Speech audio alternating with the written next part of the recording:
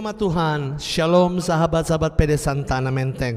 Syukur kepada Allah, kembali di bulan April ini kita bertemu, kita berkumpul di dalam satu hati, dalam satu tujuan untuk memuji dan memuliakan Allah. Dan kita juga mengucap syukur lewat rahmat kebangkitan Tuhan kita Yesus Kristus. Lewat sukacita Paskah, kita semua boleh diperbaharui dengan kemenangan, dengan kebangkitan Tuhan kita Yesus Kristus. Dan kiranya dengan semangat Paskah, dengan kebangkitan iman kita bersama dengan Kristus, kita sungguh-sungguh mau menjalani panggilan kita sebagai murid Tuhan, sebagai anak Tuhan yang sungguh-sungguh mau lakukan pertobatan, hidup di dalam kasih setia Tuhan dan di dalam rahmat Tuhan yang begitu besar dan melimpah. Mari bersama-sama kita siapkan hati kita fokus kepada Tuhan, kita mau memuji, menyembah dan mengucap syukur untuk segala kasih, anugerah, rahmat dan berkat Tuhan, terutama semangat kebangkitan Paskah yang dihidupi oleh kuat kuasa Roh Kudus di dalam diri kita. Mari kita tenangkan hati kita, sahabat-sahabat Tuhan. Kami buka persekutuan doa kami di dalam nama Bapa dan Putra dan Roh Kudus. Amin. Engkaulah yang terbesar, Engkaulah yang terutama dalam hidup kami. Terima kasih Tuhan untuk pengorbanan-Mu.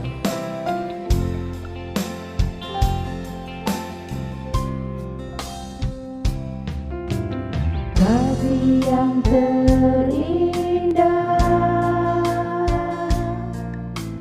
hati yang mulia, hanya ku temukan di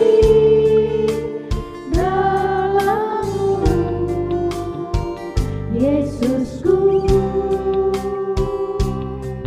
pujian dari hatiku, selalu di setiap waktuku, tiada pernah berubah kasih-Mu.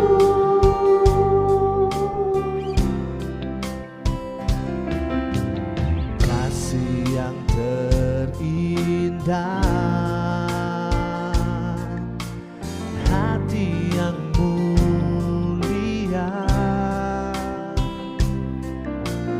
hanya ku temukan di dalam-Mu, Yesusku, pujian dari hatiku, selalu di setiap waktuku, tiada pernah berubah kasih-Mu kepadaku. Karya terbesar dalam hidupku, pengorbanan-Mu yang selamatkanku. Engkaulah harta yang tak ternilai, yang ku miliki dan ku hargai. Yesus, Engkau ku kagumi. Kematian-Mu menghidupkanku,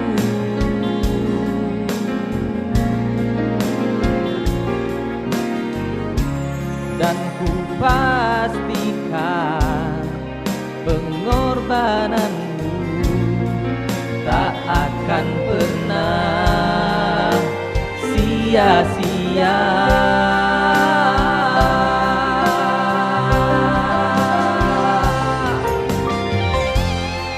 Terima kasih Tuhan, sebab karena kasih setia-Mu, sebab karena anugerah Engkau berikan putra-Mu yang tunggal, supaya kami yang percaya kepadanya tidak binasa, melainkan boleh beroleh kehidupan yang kekal.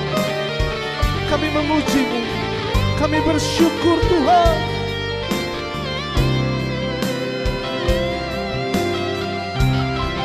Karya terbesar kuasa dalam hidupku, pengorbananmu yang selamatkanku. Engkaulah harta yang tak ternilai, yang ku miliki dan ku hargai. Yesus, Engkau ku kagumi. Yesus, Engkau ku kagumi. Yesus, Engkau ku kagumi.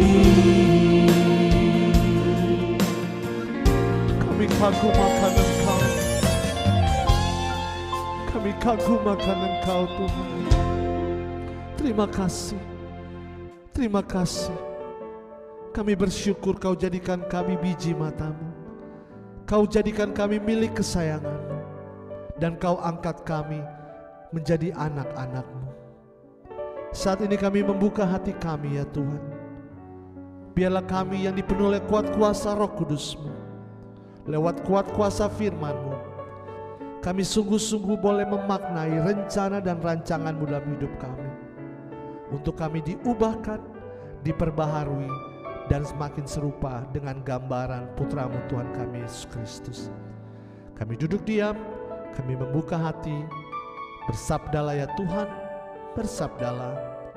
Ini kami anak-anak-Mu siap untuk mendengarkan. Di dalam nama Yesus Kristus Tuhan dan Juru Selamat kami naikkan segala pujian, hormat, dan syukur kami bagi kemuliaan Bapa dan Putra dan Roh Kudus, Allah yang kami sembah kini dan sepanjang segala masa. Haleluya, amin.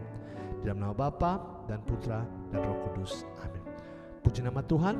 Mari Bapak Ibu, sahabat-sahabat PD Santana Menteng yang terkasih dalam Tuhan, kita buka hati kita siapkan hati kita dengarkan pewartaan firman Tuhan. Silakan Romo. Ibu, Bapak, dan saudara-saudara yang terkasih, salam damai di dalam Tuhan, salam sejahtera, shalom, dan tentunya tidak lupa selamat Paskah.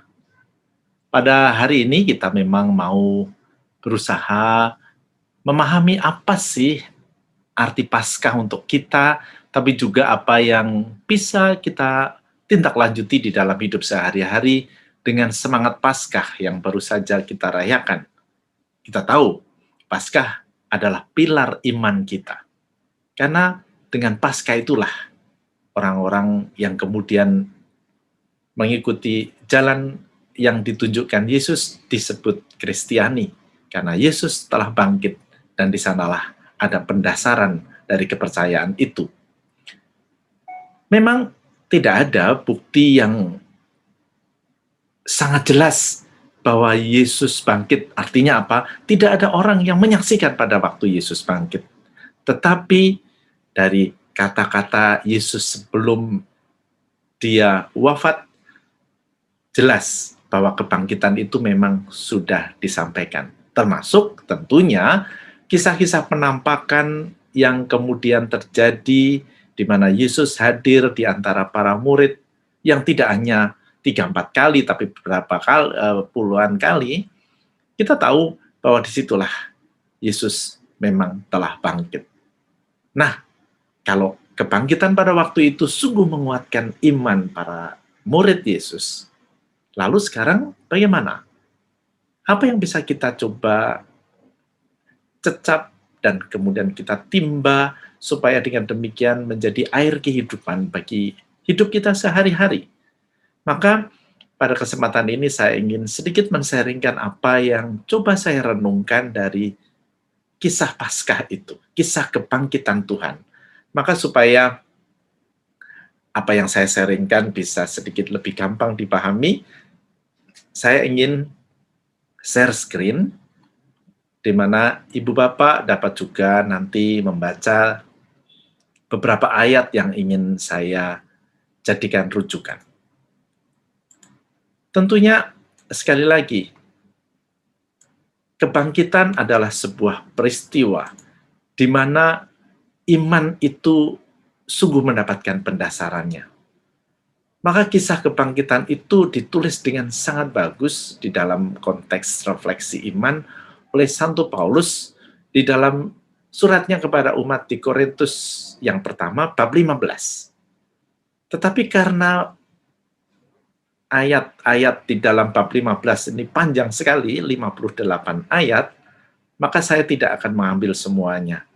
Saya akan membagikan beberapa ayat yang menurut saya sangat kuat untuk dapat kita refleksikan.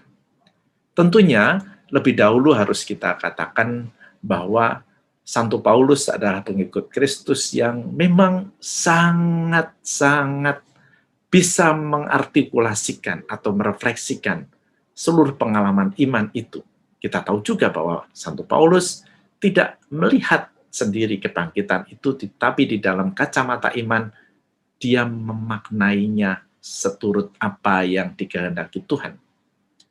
Maka di dalam suratnya kepada umat di Korintus, bab 15, surat yang pertama, bab 15 ayat 20-23 dikatakan begini. Yang benar ialah bahwa Kristus telah dibangkitkan dari antar orang mati sebagai yang sulung dari orang-orang yang telah meninggal. Sebab sama seperti maut datang karena satu orang manusia, demikian juga kebangkitan orang mati datang karena satu orang manusia. Karena sama seperti semua orang mati dalam persekutuan dengan Adam, demikian pula semua orang akan dihidupkan kembali dalam persekutuan dengan Kristus. Tetapi tiap-tiap orang menurut urutannya. Kristus sebagai buah sulung, sesudah itu mereka yang menjadi miliknya pada waktu kedatangannya. Nah, apa yang dikatakan Santo Paulus di sini ada dua hal yang menurut saya pantas kita renungkan lebih dahulu. Yang pertama tentunya adalah bahwa kebangkitan Yesus memberikan pengharapan yang pasti bagi orang-orang yang percaya kepadanya untuk hidup bersamanya di dalam kekekalan. Ketika ada kata pengharapan, maka kita tahu bahwa di dalam iman Kristiani ada tiga hal penting, yaitu iman, harapan, dan kasih. Biasanya, dengan tidak terlalu sulit kita bisa membayangkan bahwa Trihari Suci adalah perayaan tiga keutamaan Kristiani tadi. Kamis Putih, kita diingatkan tentang kasih. Jumat Agung, di mana kita mengikuti jalan Yesus, adalah peristiwa iman, dan Hari Raya Paskah. Di dalam kebangkitan, kita mendapatkan harapan. Dan harapan itulah yang membuat iman kita berarti, yang membuat kepercayaan kita kepada Kristus tidak sia-sia. Santo Paulus dengan sangat jelas mengatakan di bab-bab atau ayat-ayat sebelumnya, kalau kita tidak mendapatkan kebangkitan itu, lalu sia-sialah iman kita. Kristus menjamin bahwa dengan mengikuti Dia akan ada kebangkitan. Maka di sini dengan sangat jelas dikatakan, kebangkitan Yesus memberikan pengharapan yang pasti bagi kita orang yang percaya kepadanya untuk hidup bersamanya di dalam kekekalan. Bagi yang percaya kepadanya, yang beriman kepadanya, yang mengikuti jalan Yesus, akan ada kebangkitan. Nah, itu kebangkitan nanti setelah kita mati. Tetapi dalam hal ini menjadi sangat jelas bahwa kita pun diingatkan pada poin yang kedua, justru kalau nanti ada kebangkitan, kalau kita memang percaya, kalau kita mengikuti jalan Yesus. Jadi, tidak perlu kita takut mati. Sebagai manusia biasa, tentu saja mati itu menakutkan. Mati itu membuat kita gentar. Tetapi bagi pengikut Kristus sebenarnya kita tidak perlu takut mati. Bahwa mati dihindarkan, iya, karena kita di dalam hidup juga harus berbuah seperti Kristus. Tetapi kita tidak perlu takut mati. Bukankah Yesus di dalam sabdanya sendiri kepada para murid yang tertera di dalam Injil Yohanes bab 14 ayat 1 sampai 6 sebenarnya, tapi tidak semua saya bacakan, dikatakan begini, janganlah gelisah hatimu, percayalah kepada Allah, percayalah juga kepadaku. Dan dilanjutkan, di rumah Bapakku banyak tempat tinggal. Jika tidak demikian, tentu aku mengatakannya kepadamu. Sebab aku pergi ke situ untuk menyediakan tempat bagimu. Jadi dengan kata lain, Yesus yang kita ikuti, Yesus yang kita percaya sebagai anak Allah dan menunjukkan cara, jalan bagaimana menerima Allah di dalam hati kita, menjanjikan tempat nanti setelah kematian dan juga kebangkitan. Nah, poinnya sangat jelas. Kita tidak perlu takut mati. Jadi sudah ada dua yang mau saya katakan pada poin hari ini. Yang pertama adalah kebangkitan sungguh menjadi jaminan iman kita, menjadi pendasaran sekaligus harapan iman kita. Jadi jangan ragu-ragu. Iman berarti percaya, iman berarti sungguh mengasihi Allah dengan segenap hati, dengan segenap budi, dengan segenap jiwa. Tapi yang kedua kemudian, karena kebangkitan itu menunggu kita, maka jangan takut mati. Tidak perlu kita gentar dengan kematian. Memang sebagai manusia biasa kita boleh gentar, tapi tidak boleh lama-lama. Kematian adalah sesuatu yang memang bukan hanya alamiah, tetapi juga sebagai peristiwa iman di mana kita berjumpa dengan Tuhan. Seperti dikatakan oleh Santo Paulus, bagiku hidup adalah Kristus dan mati adalah keuntungan. Ini kalimat yang sangat indah, yang suka saya sendiri juga mengutipnya, karena di sanalah ada keyakinan kita sebagai pengikut Kristus bahwa kematian tidak perlu ditakutkan. Nah, saudara terkasih, itu 2 poin pertama yang bagi saya penting, dan itu ditekankan juga di dalam ayat yang tertulis di dalam bab 15 tadi, ayat 51 sampai 52. Sesungguhnya aku menyatakan kepadamu suatu rahasia. Kita tidak akan mati semuanya, tetapi kita semuanya akan diubah dalam sekejap mata pada waktu bunyi nafiri yang terakhir. Sebab nafiri akan berbunyi dan orang-orang mati akan dibangkitkan dalam keadaan yang tidak dapat binasa, dan kita semua akan diubah. Itulah keyakinan kita. Cuma sekarang, apakah kita hanya memikirkan nanti setelah kematian? Apakah kita hanya memikirkan nanti tempat indah, rumah indah yang disediakan Tuhan, dan juga memikirkan kebangkitan? Lalu, apa artinya untuk hidup kita sekarang? Disitulah. Kalau tadi, Santo Paulus dalam suratnya kepada umat di Filipi mengatakan, bagiku hidup adalah Kristus dan mati adalah keuntungan. Mati kita sambut, tetapi hidup kita harus berusaha seperti Kristus. Dan itulah juga yang dikatakan di dalam ayat selanjutnya. Kepada umat di Korintus, bab 15 ayat 58, Santo Paulus mengatakan begini, karena itu saudara-saudaraku yang kekasih, berdirilah teguh, jangan goyah, dan giatlah selalu dalam pekerjaan Tuhan.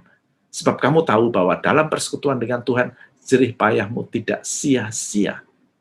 Jadi kita memang selama kita masih hidup, selama kita masih dipercaya untuk tinggal di dunia ini, mari kita bekerja sebaik mungkin untuk hidup seperti Kristus.